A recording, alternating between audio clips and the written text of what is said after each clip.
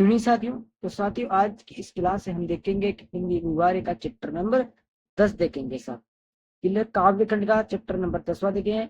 Okay, उसका नाम है छोटा मेरा खेत और बबूलों के पंख। क्या नाम है? छोटा मेरा खेत बबूलों के पंख। दो कविताएं हैं इसमें, दोनों को आज देखेंगे। कवि परिचय एवं पाठ का साथ देखेंगे सबसे पहले तो, और इसकी सब पश्चिम व्याख्या फिर देखेंगे साथियों।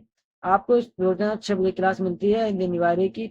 7 बजे मिस प्लेट हो जाए क्योंकि एक थंबनेल बनाता हूँ, उसमें मैं टाइम को कभी कभी देख लेता हूँ, कभी कभी नहीं देखता हूँ। क्लास क्लास शुरू करने से पहले आपसे छोटी सी रिक्वेस्ट है साथियों कि आप एक छोटी सी फैमिली हो चुकी है 500 की, तो उसे 1000 की करने की कृपा करें। और साथियों सब्सक्राइब करें और सभी क्लासों को आप जरूर देखा करो साथियों, ताकि सभी क्लासें आपसे न छूटे और परीक्षा में आपके 100 में से 90-95 नंबर आ सके साथियों। शुरू करते हैं सर। कवि परिचय, कवि का नाम है उमाशंकर जोशी। जोश के साथ पढ़ेंगे। जीवन परिचय गुजराती कविता की। देखो साथियों, मैं आपको जीवन परिचय कवि परिचय इसलिए पढ़वाता हूँ क्योंकि आपकी परीक्षा में पूछ लिया जाता है कि उमा शंकर जी का परिचय लिखिए है, जयशंकर प्रसाद जी का परिचय लिखिए। इस प्रकार से इसलिए परिचय भी आपको लिखना है, पढ़ना है। तो देखो, गुजराती कविता के सशक्त हस्ताक्षर उमा शंकर जोशी का जन्म 1911 ईस्वी में गुजरात में हुआ था। उमा शंकर जोशी है के नाम, और इनका जन्म कब हुआ था? 1911 ईस्वी में गुजरात में हुआ था। 20वीं सदी में इन्होंने गुजराती साहित्य को एक नया आयाम दिया, यानी कि एक नया जीवन दिया। इसको परंपरा का गहन ज्ञान था, यानी कि जो शुरुआती जीवन आ रहा है साहित्य का, बहुत ही गहरा ज्ञान था इनको। इन्होंने गुजराती कविता को प्रकृति से जोड़ा। क्या है? इन्होंने गुजराती की जो कविता है उनको किसी जोड़ा, प्रकृति से जोड़ दिया।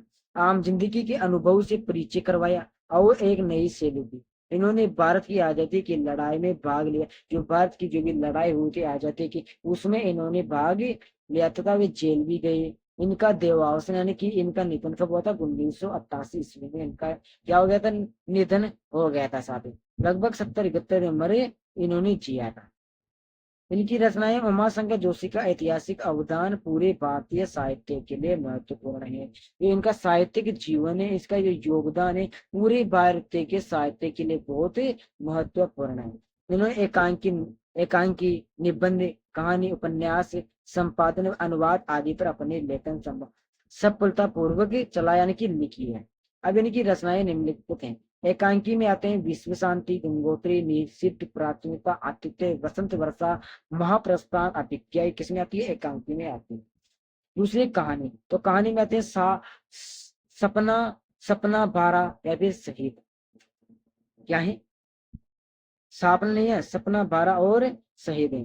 तीसरे में आते हैं उपन्यास, तो उपन्यास में श्रावणी, मेणी और विमासो है। यदि कोई मिसप्रिंट हो जाती है इसके लिए माफ करना, यदि आपकी किताब के साथ लेकर बैठना है ताकि कोई मिसप्रिंट ना हो। चौथा है निबंध, तो निबंध में आता है पार कांजव्या। क्या नाम है? पार कांजव्या। क्लियर? जाता है फिर आपके पास संपादन, तो संपादन में आते हैं गोष्ठी, उद्धार बारी, क्लांत कवि, महर सानेर, स्वप्रियांत तथा संस्कृति पत्रिका का संपादन। कहने का मतलब इन्होंने किस किस का संपादन किया है, किन किन की इन्होंने पत्रिका का संपादन यानी कि इन्होंने लिखा है।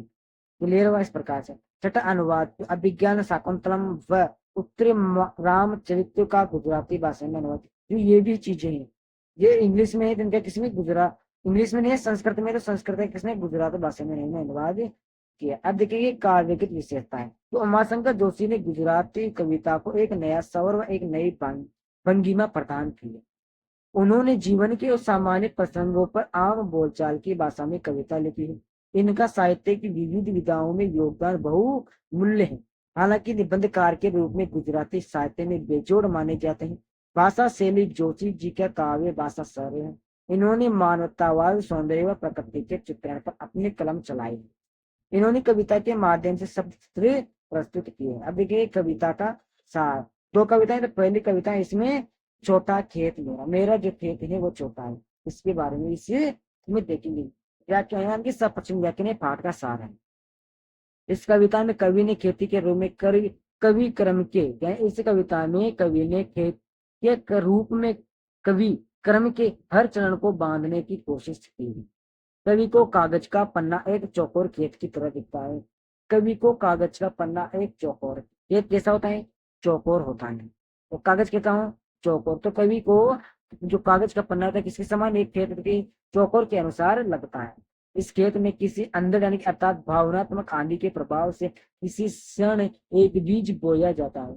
जबकि आंधी चलती है तो उसी समय क्षण यानी कि उसी समय किसी समय इस बीज को उसमें बोया जाता है। ये बीज रचना, विचार और अभिव्यक्ति का हो सकता है।